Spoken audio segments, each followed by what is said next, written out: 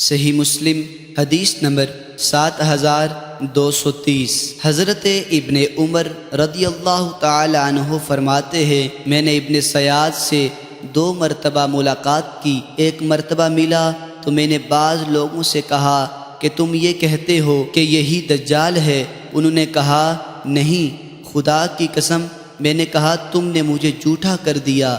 اللہ کی قسم تم میں سے بعض نے مجھے خبر دی کہ وہ اس وقت تک نہیں مرے گا جب تک تم سب سے زیادہ مال اور اولاد والا نہ ہو جائے۔ پس وہ آج کل لوگوں کے خیال میں ایسا ہی ہے۔ فرماتے ہیں پس ہم نے باتیں کی، پھر اس سے جدا ہو گیا۔ پھر دوسری مرتبہ ملا، فرماتے ہیں پس ہم نے باتیں کی، پھر میں اس سے جدا ہو گیا۔ پھر دوسری مرتبہ ملا، اس وقت اس کی آنکھ نکل چکی تھی۔ میں نے کہا تیری آنکھ کب نکلی جو میں دیکھ رہا ہوں؟ اس نے کہا مجھے معلوم نہیں۔ میں نے کہا تجھے معلوم نہیں حالانکہ وہ تمہارے سر پر ہے؟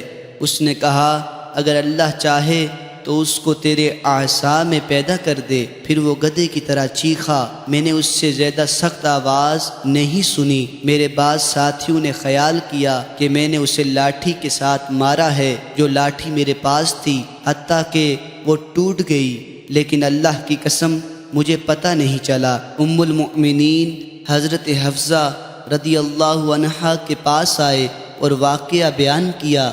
انہوں نے فرمایا تم اس سے کیا چاہتے ہو؟ کیا تم نہیں جانتے کہ رسول اکرم صلی اللہ علیہ وسلم نے فرمایا تھا سب سے پہلے جو چیز دجال کو لوگوں کے پاس بھیجے گی وہ اس کا غصہ ہوگا جو اس کو کسی پر آئے گا۔